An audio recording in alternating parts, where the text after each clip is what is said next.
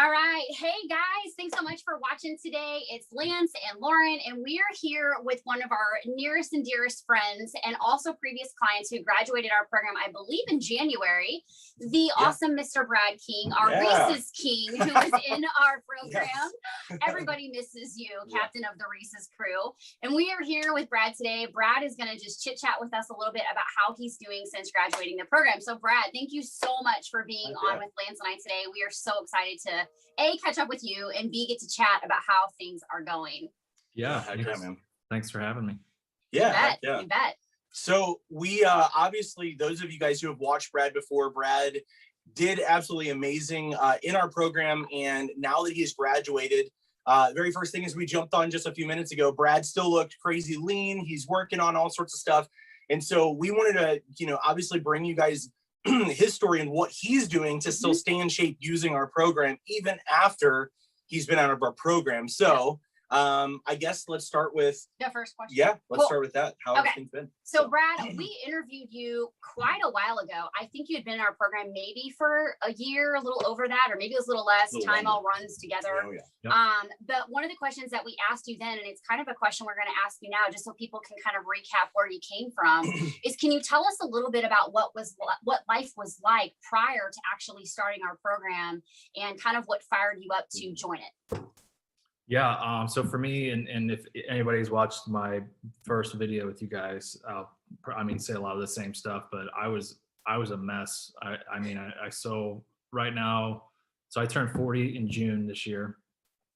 At the time, I think when I started with you guys, I was 37, potentially. And I reached out to Lance because, I've always been an athlete. I played collegiate sports and have always been in shape. And at the age of 37 years old, I just couldn't figure out what made my body tick anymore. I couldn't figure out how to stay in shape. The thing that put it over the top was I was having to go to rehab for a rotator cuff injury. And I was in there and it was like me in the room with all like these 60-year-olds. And I was like, this is not my life right now. What is going on? Too young for that. Yeah. So at the age of 37, I was like, my body's falling apart. I gotta figure this out. Yeah.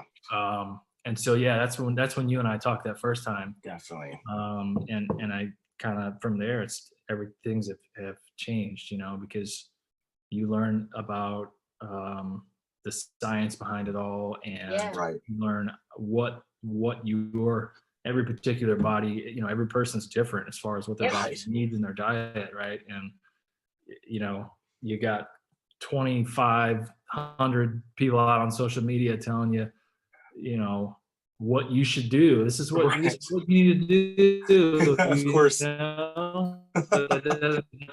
doesn't work for everybody. And so that's the main thing is for me is to be able to figure out, learn about my body and what actually worked for me, and to be able to continue that on now to know, what I need to do. And I don't want to skip too far ahead, but that's kind of how I reached out to you guys to get everything started. I was in the program for 2 years. Well, and I feel like when you started, didn't you start around the holidays? I feel like it was like Thanksgiving or something. I did because that's why I was extra like pissed off because I was just so hurt and just down on myself, and I was like, well, I'll just wait till after Thanksgiving and Christmas, but that's just not who I am. And I said, if I'm gonna do this, I'm gonna do it during the holidays too. Yeah. And so, because I thought if I could do it through Thanksgiving and Christmas, then I could do it anytime. That's right. I wanted to start out that way. And the cool thing is that I was blown away because you did that right through the holidays, and where most people ask, shouldn't I wait until after the holidays? You jump right in, and which, by the way, we always tell people, absolutely don't wait. It's not because it gets starting with us. Whether you're thinking about a program of any kind, don't wait until after the holidays. If the program teaches you how to get through obstacles, you don't need that. That's right. So, but Brad comes in where other people are fearful of the holidays, and Brad drops over 13 pounds his first couple weeks there during the holidays. And so obviously he came there to take it seriously. So I remember one thing that was really huge. This was the thing that resonated with me because this is something that I used to feel myself. And I remember you saying that you had a ton of confidence in what you did for a living, but whenever you started for the first time, when your confidence slipped with your body confidence, it started to actually bleed into your work. So if you recall that, if you don't mind, just share just a little bit about like what that was like. Cause that to me, I was like, dude, I have been there. Yeah, no, because I remember telling you guys that, and that for me, my physical is so closely attached to my mental. Yes. Yeah. So, and I know it is for a lot of people, but and then maybe some people not so much. But for me, it's like if my body's not in shape and I don't feel good, Right. it just mentally, I go to a bad place, and so it was starting to affect my work because then you start to not believe in yourself physically. And then you start to not believe in yourself mentally if you have a bad day at work or a bad week or month. Or, for me, like I'm in sales, like it's almost 100% commission, and so I have to believe in myself, and so yeah, I was starting to creep into that area too. So things were not headed in a good direction, and a year after, I think once I started, that following year, I had my best year I'd ever had in sales in my current job. Yeah. And then this past year during COVID, I had the best year that I've ever had in 10 years. Gosh, dang. See, that's awesome. It's crazy. Yeah. I've never told you guys that, but no, I'm excited. That's so awesome. Yeah. So it's like, and it's cool because I don't get to see it as much anymore with the people in the program, but like I see everybody posting, it's like, you get all these people in here that are hitting all these amazing physical goals. And then you see on their personal Facebook pages, all the things that they're doing and all these goals they're hitting in their work life too. And that all that stuff is connected. 100%. And you said that just a minute ago, you said that they're closely related, and you said some people maybe not so much. And I would say that if people think that, it's because they don't realize that their physical is affecting that much of their life, because it truly does bleed over into everything. It bleeds into the relationships, the careers, the self-worth. It bleeds all over that. And so I'm really glad that you took a moment to share all of that, because people need to kind of put the dots together that they connect. Yeah. And whether, I guess whether you think so or not, it really does all connect. And that's it. I guess if you don't think it does, maybe you just don't want to believe it. I don't know. Yeah. That's, on a neuroscience level, that really is what it is. Just because somebody's not able to connect the dots, it doesn't mean that those dots won't connect. And that's just the bottom line, is that our physical is directly connected, whether we compartmentalize or not. And it's the same thing as just like, how you feel about yourself will affect your relationship. It'll affect your business. It'll affect everything, whether you believe it or not. So which really quick, by the way, because you were saying, while you were saying that, congrats on 2 awesome years. Dang, that's awesome. I had somebody else, I won't mention name, but one of my other clients this last year had a very similar issue in 2020, where again, all this stuff is crazy. And she ended up having the best financial year she's ever had because of what we focused on. So that makes my day, man. Yeah, that's awesome. Absolutely. We want you guys winning in every area, not just the fact that your body is freaking awesome. We want you winning everywhere. So that's super cool. That's awesome. Heck yeah. Okay, so the second question that we have for you is, can you tell everybody a little bit about the results that you got inside the program, and then how you've been able to not just keep that, but excel and know how to reverse, to cut, like, know all of those things now. So we would love for you to share kind of your results when you were in the program, and how you've kept that up since you left. Yes. So first, to start, when I entered the program, I weighed 213 pounds ish, maybe 215, depending on the day. Right. And I didn't think I was that out of shape until the whole shoulder thing. And then I started kind of doing some self-evaluation and looking in the mirror, and I was like, oh gosh. And so, when I started 213, and then like you said, the first, 2-3 weeks, I lost a good chunk of weight, just doing the body weight stuff in the program, and getting metabolism firing and all that good stuff, and eating more. And I got down to, at one point, like 175 pounds almost. And I remember looking back and, you know, the six pack was showing and stuff like that, but I was like, gosh, I look skinny too, you know? Sure.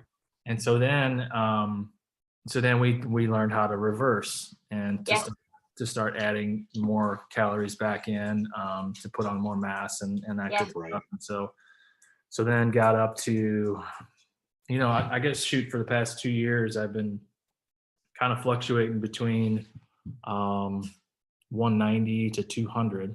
Yeah. But that's kind of my zone where I want to be. Yep. I shoot when I'm reversing and adding mass. Right. I try to be up close to 200, but not over. Yeah. And as we talked about earlier, I can kind of feel, you know, it's important for everyone to you have to have measurables. And so, you know, the measurements and the weight and stuff like that, you have to figure out, I mean, obviously you have to track, and we can get into the food stuff too in a minute, but you can't measure what you don't track. And That's it. Boom.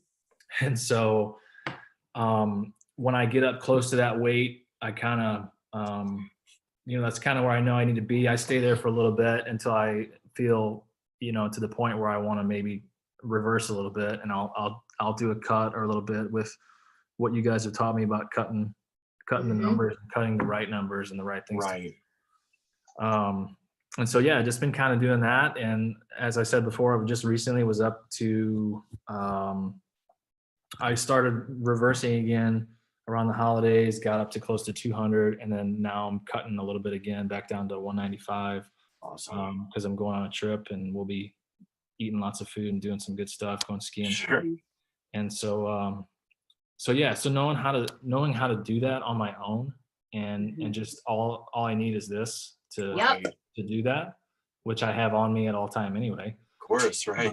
To be able to track my food and just know what I'm eating, and just know what I'm at this point, you know, what you're doing is the right thing. Even if you have fluctuations and it's like, oh my God, I'm at 201. I know that 2 weeks from now I could be back down to 195, but of course, but do it without starving myself, and still eating my junk, and, you know, whatever I want to eat.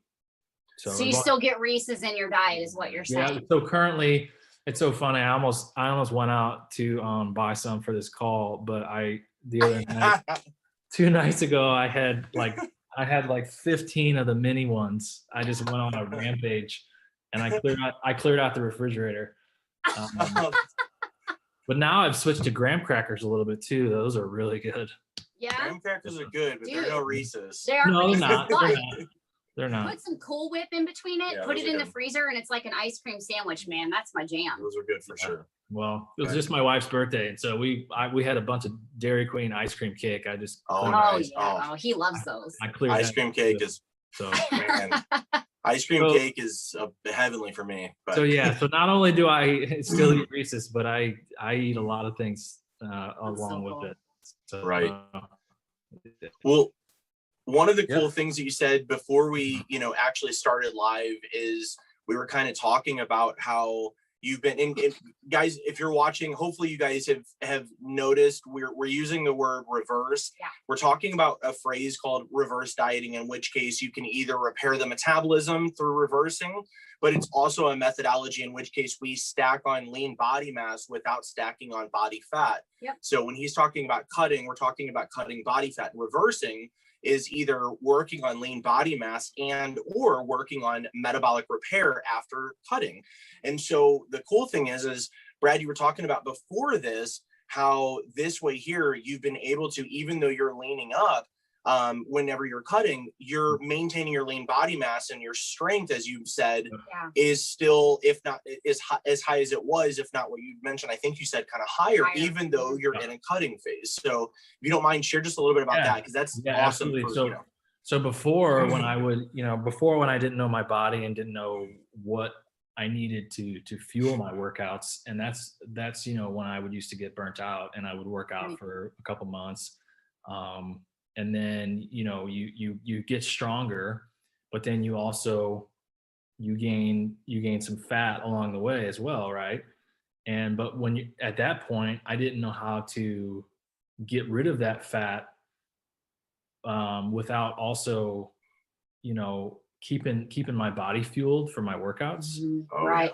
And so that was always my problem, is that I would get to the point and I'm like, okay, I need to lose a little bit of weight, you know, I'm getting, you know, the little love handles or whatever. Oh yeah. But then you start starving yourself because you don't really know how to do it. So you're like, well, I'm just gonna eat less or whatever. Right. Because that's all you see is, okay, Yeah. I need to eat less because I'm getting fat. And so then you kind of get to the point where it gets out of whack because you're eating less, so you're tired, your body's not recovering all the way. Right. You're trying to push yourself harder on your workouts because you're trying to lose more weight, you're eating less. Yeah. And then you hit the burnout stage and you're like, fuck this, I can't do this anymore. Yeah. Absolutely. And so then going to the strength thing at the same time, since you're not eating, you're not getting your fuel. Yep. You're trying to work out, your workouts suck because you got no strength left because your body never recovered. Yeah. So that's been one of the great things, is that when I do these cuts now, I get, you know, you reverse and you get all the food and you get all the stuff and you add on your mass, and those reverses are always the best part. Oh man. Dang right. And then you do your cuts though, but you do it in a fashion where you're not killing your metabolism. Yeah. You are maintaining your fuel for your workout so that you can keep having your high intensity workouts. Right. Yeah. Without getting burnt out. And, you know, like today, I come home after I worked out this morning before this, and came home and, you know, I had an apple, some graham crackers. Like, I eat whatever I want, and I'll track it here later. Yep. And then figure out what I need to eat to Fill score. in the gap. To score it all up. But so you still have, you know, you're fueling your body for the recovery, so your muscles can recover. And then, so when I wake up tomorrow and do it all over again, I have the energy to do it, you know? Yeah, definitely. And I'm not burning muscle mass because I'm not eating. And that's the biggest thing. Before I really understood all of the metabolic and the energy balance, I constantly found myself in a place to where, kind of like what you're saying, I think I was a little bit more neurotic, obviously, because it would be one of those things where, you know, certain days, man, I feel I'm skinny, I'm going to work on my big goal, but you eat more emotionally because of your big goal. So you overindulge instead of eating accurately. And then 2, 3, 4, 5 weeks in, you pick up the love handles. But now again, this wasn't part of the plan, because you didn't have a plan, that at least where I was coming from. So the next thing you do is you freak out and you start, like what you mentioned, you cut calories, but again, you cut them so fast and you're now all of a sudden your metabolism's dropped. But on top of that, you start looking emaciated because your muscle is just being fueled, you know, or being utilized as fuel instead. And so I constantly did this. I'm too skinny, too fat, too skinny, too fat. And it was just this, I was chasing, you know, get everything. And so that for me, it was like a paranoia, you know, where I was at before, to where now, you know, people talk about tracking like, oh, that's a pain. I'm like, nothing was a pain like the paranoia of, did I do okay? I'll have to find out tomorrow. And then I freak myself out and then do, you know, it just wasn't worth it. Well, and when people say that it's a pain to track, I'm like, what is really painful to you? Like, it honestly, in all of my day, is scanning a barcode, and honestly, probably out of my entire day, 5 minutes goes into my tracking. And my fitness pal remembers everything on top of that. So, and I was going to say, and then I caught myself because I was about to interrupt you, but I was going to say, our industry used to call that dirty bulking. Like, and what people, I think, well, this is my interpretation, but what that term means is I'm eating whatever I want to gain muscle mass, but I'm in my fat phase right now. And I think that that's what they meant. And we don't have that anymore. We don't have a dirty bulk or a fat phase. We just, you know, it's sometimes a reverse can take 6 or 9 months because I don't want the scale to go up. So I got to do it real slow. And then we had people like you who'd send in their check-ins every week, and Brad's losing weight and losing inches and we're giving him more calories week after week after week. And he's like, I can eat all the food. And then metabolism. I now realize how much, because I'm back on my cut and I'm down back near like 2,300 or whatever. Right. And I now realize how crazy it was, and how much, when I was up to like 3,600 calories. Right. I was like, what in the hell? I can't even believe that. I can't believe my body was going through that, you know, without gaining anything. Right. No, so, and you would, I remember you would send Lance and I pictures in your email that you still had abs as you're reversing. We were like, what is with this guy? Like he just has this amazing metabolism, because typically reverses don't keep abs on you most of the time like they did for you. And it was pretty cool to see that. It was crazy. No, and back to the previous point, I forgot to close it up with, we were talking about the strength and being able to maintain that strength. And so I've been able to do this the whole time and continue to keep the fat off for the most part. Like I'll get up to 14 or 15% body fat, and then I'll scale it back down to like, 12-ish or closer to 10, wherever I want to be. Yeah. But doing that, and every time I do that, I'm still able to maintain the strength to where, like I was talking to you guys before we got on, that I work out at home a lot too. But I'm able to do, like, I've maxed out my dumbbells on the back porch. I'm having to just add more volume and more reps now because I'm stronger than I ever was before. But I still weigh the same. I'm still 195 pounds. That's awesome, man. Call me stringy strong or whatever you want to call me. I'm not at your level or Doug's level yet. You guys are all. I'll get there though. Thing of it is like your strength just goes through the roof and everything with all of this. But the cool thing is like, I think that the reason, again, you and I can chat about that. If you wanted to get more size, you tend to stay leaner in your process, to where I'll go up maybe 15. Like right now, I'm up about 16 pounds from where I feel lean at, where some people are uncomfortable at 10. I'll go up 16 or 20 because I know that I'm going to go to build. And so it's just you got to be at a little bit of a surplus a little longer, and then it will, but that's all it is. But surplus. You will gain the way you're doing it. You will continue to gain just like I'm gaining a little slower, but also a lot leaner. So if you like the leanness, don't do my way. If you like doing it, because you're going to feel more comfortable as far as that goes. Well, now listen, if I move back to Missouri like you guys did, and we had a short swimsuit season, then maybe I'd do it your way. But since I'm still down here in Tampa, and that's right around the corner, definitely. I'm just going to do it slow. So that's all good. I will agree with you. Living in Florida, it was so difficult for me to want to continue reversing down there for a long term, because you're pretty much never not out of the swimsuit. And so I just was like, I did it the way that you're doing it too. I would only go 8 pounds over my normal on a reverse when we were in Florida. And so here I'm gonna, like, it's time to build. We wear coats here. So so it's like I'm gonna bulk, I'm gonna build. So but anyway. So puffy coat, puffy body. Right, exactly. I'm gonna go to big and tall. So one of the last thing I wanted to make sure that we kind of asked was related to, like, the last time that we chatted with you, we asked, like, what would you say to anybody who's on the fence as far as the program? My question at this point is, because almost everybody wonders, because I'm always talking about permanent transformation versus a temporary makeover. So the question isn't what would you say about somebody, or to somebody who's on the fence. The question is for the people who think like this might be just another thing where I lose and then regain, or it's just like anything else. What would you say for the person who maybe doubts that it's not something permanent that you can keep up with after the program? That's good. Well, first I'll start with a disclaimer that I'm not a person that will, just pump something or say something. No, that's very true. That it's not, because I'm very real and we'll give it to you straight. And we know we love that about you. And so, when I started years ago, I wasn't desperate, but I was damn close. You know what I mean? Right.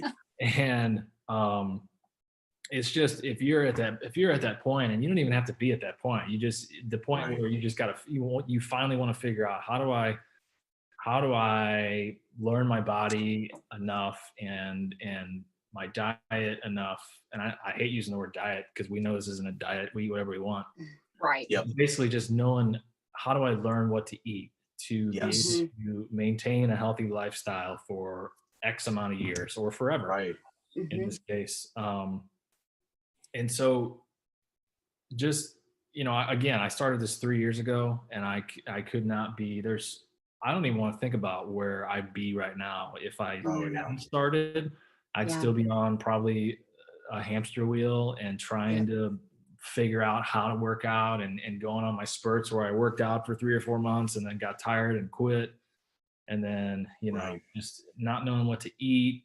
And it's just, to be able to just take the plunge and invest in yourself for, I mean, however many, I don't want to say a year or 2 years, because I know some people can do it, learn it quicker, shorter, longer, whatever. Sure. But it's the best investment I ever made in myself, because what we talked about before is like, I know exactly what I need to put in my body every single day. Right. I know the workouts I need to do, just to a minimum, to keep it up. Right. Minimum 3 days a week is what I'll do. Yep. It's probably been 6 or 8 months since I've ever done that. I am usually doing 4 or 5 days a week. And just so people know too, that like in the My Zone group and stuff like that, the reason I'm hitting it hard this month, I'm going on a tangent here a little bit, but Go for it. you can learning this stuff too. You're able to adjust your goals. Like I know that this month, towards the end of this month, I may not get as many workouts in towards the end of this month. So I'm trying to hit a little bit harder at the beginning of the month. So just knowing how to like plan around everyday life. Absolutely. You get the, I don't want to say, I guess, life skills, but like life skills of knowing how to eat and fuel your body for exercise. That's it. Because I didn't know how to do it before. I thought I did. I thought I knew everything. But yeah, I don't know. I don't want to say what are you waiting for, but it's something that if you care about yourself and your future, and one of the best things you could ever do is invest in your body. Right. Yeah. And just figuring out how to do it the right way. Yeah. I think that's the biggest thing, is that so many people really, in any goals, they make decisions out of desperation without thinking about the end in mind. And what you're describing is like, you're looking ahead. That's how you live your life. It's not just your fitness, it's your career, it's your family. So you're looking ahead. You're going on vacation, and you have an outcome, a desired outcome that you're looking for to accomplish in that vacation. Yeah. So therefore, you're preparing for that vacation. Now, some people call that discipline, but the reality is that it doesn't require discipline when you know what you're getting and you know what you're putting in to get it. It's just simply an agreement. I want this, and here's how I get it. I do it. That's just it. And the cool thing is, oh, go ahead. Yeah, you're good. No, you go. The cool thing is that when you're living life like this in preparation, but you also know how to fill in the gaps of like you said, well, sometimes at that season of my life, it's a time where I'm only working out 3 times a week. Then other times I bump it. But the bottom line is like, I ebb and flow based on what my lifestyle needs. And that's it. So. Yeah, no. And so, and that's just the thing, is like, so what you were saying, looking ahead. I mean, when I started back when I was 37 and I was in awful shape and just hurting inside and out, physically and emotionally, I had said, when I started the program, I said, I'm going to do this. I said, my why was to get in shape for my family. And for that time, my short-term goal was, because we were going skiing, we go skiing every March, and I wanted to be in shape for that. And I also said for my 38th birthday, I wanted to have abs. Right. Huge. Did that. And then I said, when I turn 40, I'm going to be in the best shape of my life. And so I turned 40 this June. So I'll be in the best shape of my life this June. And then same thing, like when I turn 50, I'll be in fantastic shape, because I know that it's not hard to do it. Once you learn it, like you said, Lauren, it takes you 5 minutes to track your food during the day on the MyFitnessPal app or whatever you want to use. And you stick to your knowing that minimum, I do a 45-minute workout 3 days a week. Right. I sit on my ass on the couch for 45 minutes in the morning drinking coffee. Before I even move or do anything, you can be done already. People say there's no time to do it. Oh, there's not enough time. It's horse crap. I'm just gonna say it. It is. And with how much, and I know you said you haven't traveled this year because of everything that's gone on, but that's my thing when people start talking about time, because I remember, again, first year you started around the holidays, and I think that there were several months to where I don't want to say how many, but I know that there were several months where you were gone 2 or 3 weeks out of a month while you're traveling and still hitting your goals. Yeah, that's huge. So that's the time thing, you learned all that. You would ask, how do I fit this in? Or, hey, I'm going here. What do you think? And you learned it because you were there trying to figure out, like, I'm not going to be dependent on these guys forever. I'm going to do this on my own. And you did. Yeah. So, I mean, I'm, you know, it's awesome just to see that, you know, that you're still living it like that. But we knew it was going to be the case with you because of how you tried to internalize from the beginning. You weren't just like, get me in shape so I can get out of here. It was, get me in shape and I've got to learn how to do this on my own the right way. So super because impressive. I had spent so many years, and I remember telling you when I first started the program, and you know, after a couple of weeks dropping 13 pounds or whatever it was, right? And I remember telling you one day, I was like, dude, I have worked so hard in the past. Like, you know, I was one of the guys that was always trying to get in shape, and doing long workouts and just, you know, however many days a week. And I would work so damn hard. And never got anywhere. And I remember telling you, I was like, dude, I don't work half as hard now, you know, than I did back then. And the results and everything is so different. It's mind blowing. I still get to eat. And that's the whole thing that was messed up before, is you don't know what to eat. You work out too hard. You don't let your body rest.